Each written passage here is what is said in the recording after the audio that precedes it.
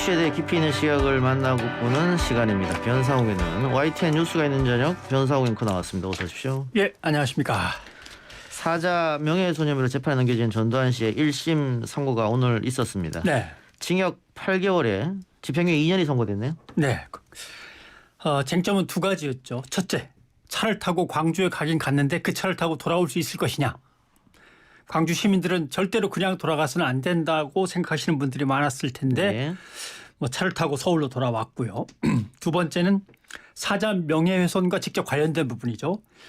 돌아가신 고 조비오 신부가 헬기의 기총소사, 헬기가 공격적으로 총을 쏘는 거에 대해서 봤다라고 하는데 그 부분에 대해서 완전히 거짓말쟁이다, 파렴치하다라고 비난을 했던 건데 과연 재판부는 그동안 제시된 증거와 또 진술한 증인들의 말을 듣고 이 헬기 사격을 어디까지 인정할 것이냐, 이 부분이 이제 쟁점이었던 거죠. 예. 근데 그 집행유예가 날 거라고 예상한 분들이 많이 있었던 이유는 아무래도 뭐 고령, 그럼요. 뭐 이런 거에서 가장 큰 것 같아요. 그렇습니다. 그리고 사실은 반란의 수괴, 그다음에 내란의 수괴로서 전체적인 어떤 형을 일단 한번 살았다. 그리고 용서받기도 했다. 뭐 사면이 있었으니까 그런 것 때문에 다시 재수감하지는 않지 않겠냐. 뭐 이런 예상들은 많이 했던 거죠. 근데 아무튼 2017년에 낸 회고록에서 5.18에 참가했던 고 조비오 신부를 가면 쓴 사탄, 파렴치한 거짓말쟁이로 지칭해서 헬기에서 총을 쐈다는 거짓말을 저렇게 뻔뻔스럽게 할 수 있냐 비난했기 때문에 결국 명예훼손으로, 사자 명예훼손으로 고발되고 기소됐던 겁니다. 아무튼 재판부는 보면 증인 진술 국립과학수사연구원의 감정 결과를 인정해서 1980년 5월 21일입니다. 헬기는 500MD라고 하는 헬기가 위협 사격이 아니고 그 수준을 넘어서는 사격을 했다고 인정을 했고요. 법정에 증인이 16명이나 출석을 했고 그중에 8명의 진술은 충분히 믿을 수 있고 객관적인 정황도 뒷받침되고 있다. 재판장은 이렇게 봤는데 되게 이럴 때 독재자의 변호인들이 쓰는 방법이 있습니다. 그게 뭐냐 하면은 피암시성이라고 하는 건데 위기에 몰렸다가 간신히 빠져나오거나 한 사람들은 자기가 뭘 봤는지 나중에 가면 헷갈린다. 그래서 남들이 야 그때 그게 있었대는데 너 봤을 거야 하면 자기가 본 걸로 착각한다.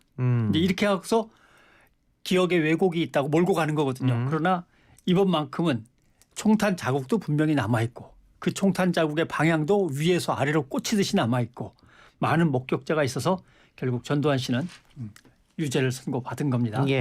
그러니까 진술 플러스 국가수 감정 결과가 있었기 때문에 빠져나가긴 어렵지 않았나 이런 생각이 드는데 사자 명예훼손으로 뭐 실형받은 사람도 분명히 있습니다. 노무현 전 대통령에 대해서 사자 명예훼손했던 사람도 실형 당했었죠. 근데 이번에는 아마 고령 뭐 전직 대통령 예우 이건 잘 모르겠습니다. 하여튼 뭐 그런 게 아마 작용했을지 싶은데 이 재판 도중에 근데 전 씨가 졸았다면서요? 눈을 아예 질끈 감고 앉아 있다가 근데 잘 안 들리니까 청력 보조 장치를 사용했던 것 같습니다. 조금 맨 처음에 귀 기울여 듣는 듯 하더니 재판 시작 10분쯤 되니까 이제 꾸벅꾸벅 졸았고 고개를 툭 떨군 다음에 재판이 계속 진행되니까 아예 의자를 뒤로 기울이고서 완전히 고개를 뒤로 꺾은 채 잠이 들었다가 그래도 선고를 받을 때는 일어나야 되니까 일으켜서 이제 깨워가지고 이렇게 세운 다음에 재판장이 주문을 읽었다고 합니다. 이제 이런 태도를 가리켜서 우리는 반사회적 인격장애라고 부릅니다. 왜냐하면 자기의 잘못된 행동에 대해서 죄책감이 별로 없고 잘못인지 인정을 주어도 안 하고 이런 것들은 이제 반사회적 인격장애라고 하는 건데 글쎄 인격장애의 특징을 얘기한다면 지속성이 있습니다. 안 바뀝니다. 흔히 우리가 사람 고쳐 쓰지 못한다고 얘기하는 거 그런 거죠. 인격장애, 반사회적 인격장애의 특징은 계속된다. 남들은 다 아는데 자기는 모른다. 그리고 또 착각이 저렇게 대놓고 가슴을 딱 편 채로 난 아무런 잘못도 없어라고 계속 외치면은 멀리서 가끔 멋있어 보인다고 착각하는 사람들이 생긴다. 이런 게 이제 특징이죠. 전두환 씨는 왜 반사회적이냐면 일단 동기와 행위와 그 낳은 결과가 국민과 국가와 역사에 반하는 겁니다. 국민이 원하는 쪽으로 간 것도 아니고 예. 국민이 원하는 결과를 낳지도 않았습니다. 음. 수많은 사람들이 죽었으니까요. 예. 또 자기 집단에 대해서만 과잉 동조한다. 내 육사 후배들, 예. 내가 쿠데타를 일으킬 때 도와줬던 사람들 이렇게 자기 집단에만 과잉 동조하면서 자기를 합리화해 간다 이런 뜻이고요. 꼭 그다음이 국가 통치 질서를 왜곡했다. 왜냐하면 국가를 운영하는 데 있어서는 헌법 질서와 민주 질서가 주축을 이뤄야 되는데 이 사람들에 의해서는 자기네들 군부 세력의 내부 질서가 국가의 기준이 되는 거죠. 그런데 문제는 육군 사관학교의 기수를 중심으로 한 통치 질서의 왜곡이 그대로 전 사회로 전파됩니다. 국민들한테. 왜냐하면 야 쿠데타 이렇게 해서 성공만 하면 한 키에 후려잡는 거야. 그리고 반대했던 놈들은 치면 돼. 말 안 듣는 국민은 총을 쏴갖고 조용히 시키면 돼. 이러면서 성공 제일주의 성공만 하면 뭐든지 다 용서받을 수 있다라고 하는 국가 전체의 왜곡된 질서가 퍼뜨려지는 거죠. 그런 점에서 반사회적이다 이렇게 이제 부르는 거죠. 예. 자, 헬기 사격 논란이 있었습니다만은 증언과 국가수의 감정 결과로 있었다는 거 확인이 됐고 예. 재판부에서 확인한 거지 않습니까? 그렇죠. 근데 아직 남은 것들은 이제 그럼 최초 발표 명령자는 누구냐? 이게 아직도 밝혀지지 않은 건데. 무지하게 많이 할 일이 남았죠, 사실. 그렇죠. 예. 5.18의 진실이라고 하는 것이. 예. 근데 전두환 씨가 이번 재판에 임하는 그런 자세를 봤을 때 본인은 알고 있을 거 아니겠어요? 최초 발표 명령자가 누군지. 근데 이번 재판 임하는 모습을 봤을 때는 글쎄요. 과연 이게 진실이 밝혀질까 좀 의심스러운 면이 있어요. 예. 아무튼 우리가 제가 한번 전두환 씨의 1심 사형 선고를 받을 때 판결문을 찾아서 한번 읽어봤습니다. 예. 거기에 뭐라고 돼 있냐면 전두환, 노태우 등 피고인들은 서로 공모하여 비상계엄을 전국으로 확대할 이유가 하나도 없는데도 비상계엄을 전국으로 확대하고 국회를 해산하고 광주에서 시위가 자기들 전국 장악에 상당한 장애가 될 수 있다고 판단해서 공수부대를 투입하고 또 증파하여 한 번 더 보내는 거죠. 예. 예. 이를 조속히 제압할 의도 아래 맨 처음에 진압봉을 사용하고 그다음에 대검을 사용해서 찌르고 베고 그다음에 M16 소총으로 사격하고 그다음에 장갑차를 동원해서 깔아뭉개고 예. 이렇게 돼 있습니다. 예. 근데 이제 판결문에 헬리콥터는 안 들어가 있는데 예. 이제 집어넣어야 됩니다. 예. 그래서 이런 거를 사람들은 좀 이렇게 지루해하시거나 벌써 피곤함을 느낀다고 호소하는 분들이 계시는데 예. 이런 걸 이제 국제적으로 이행기 정의라고 합니다.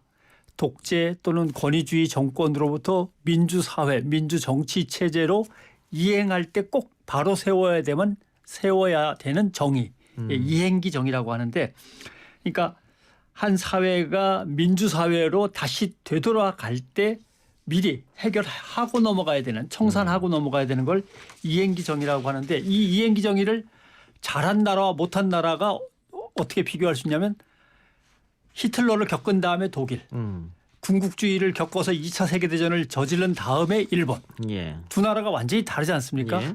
이행기 정의를 바로 세운 독일은 바로 유럽 연합의 중심축이 되면서 세계 최고의 부강국이 되었고 일본이란 나라는 전혀 반성하지 않으면서 아시아에서라도 어떻게 맹주를 먹어볼까 하다가 실패하고 계속 나락으로 떨어지고 있는 상황이지 않습니까? 이런 이행기 정의를 어떻게 이행하느냐에 따라서 나라의 모습이 달라집니다. 그런 점에서 우리의 과제를 이제 계속 실행해 나가는 건 대단히 중요하죠. 예.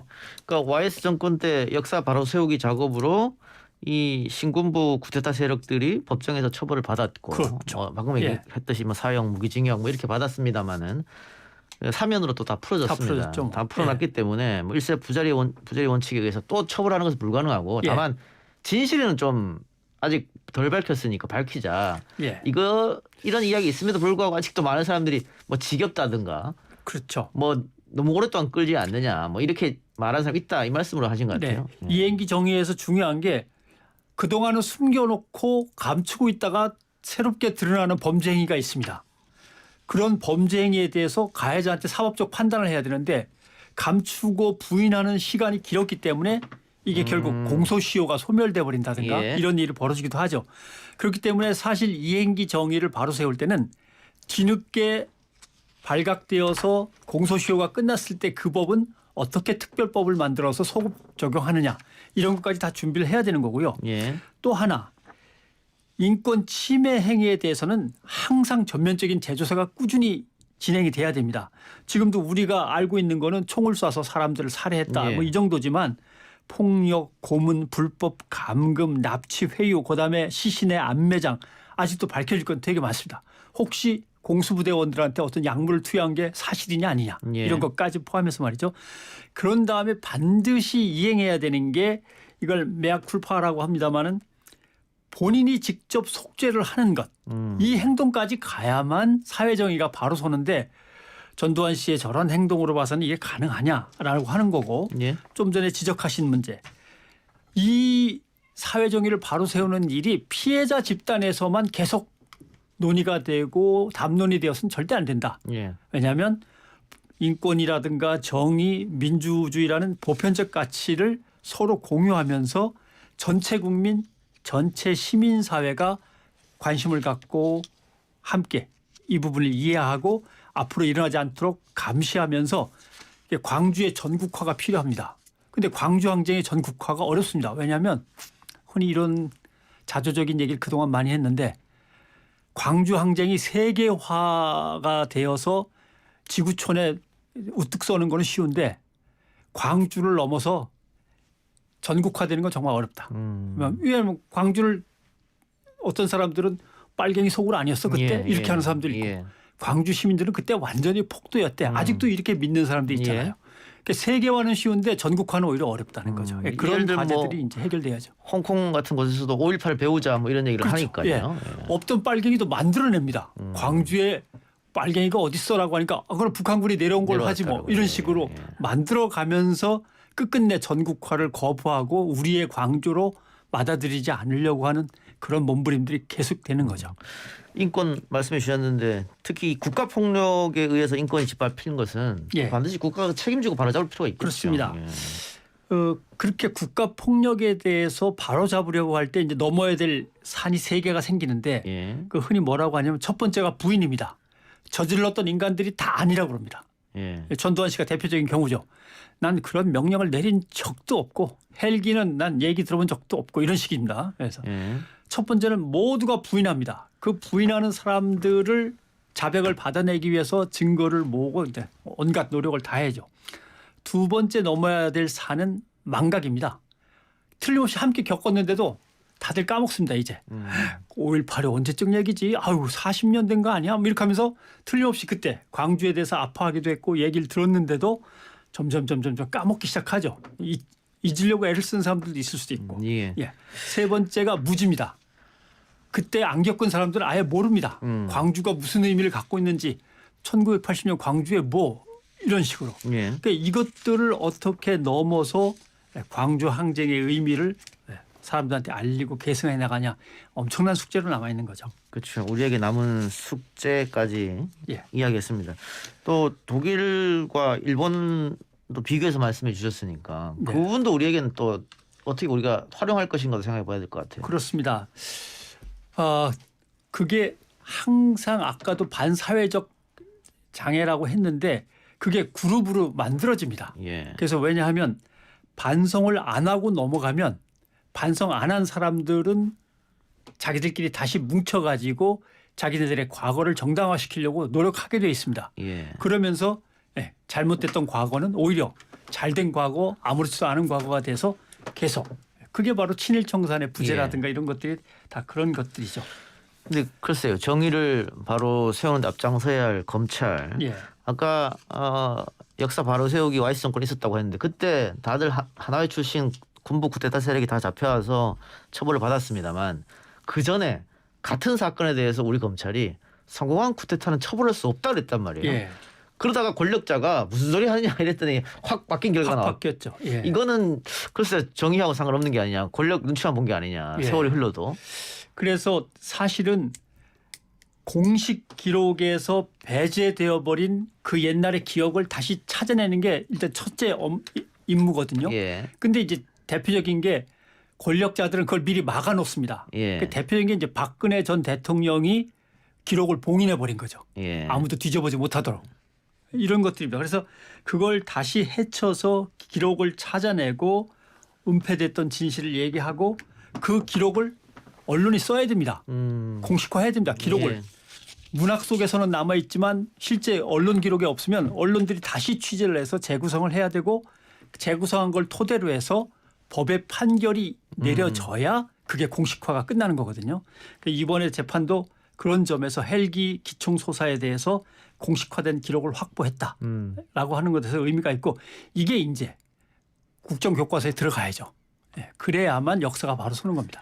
예, 5.18 진실은 아직 다 드러나지 않았기 때문에 우리 모두가 노력해야 하는 과제로 남아있다 이런 말씀 드리면서 예. 오늘 변호사의 눈 코너를 마치겠습니다. 오늘 뉴스가 있는 저녁의 앵커 리포트는 어떤 겁니까? 예, 아마 5.18과 관련된 전두환 씨 얘기가 될 것 같습니다. 예, 이동현 뉴스 정면 승부 끝나고 또 곧바로 뉴스가 있는 저녁이 이어지니까 여러분 많은 애청 또 시청 바랍니다. 오늘 고맙습니다. 고맙습니다.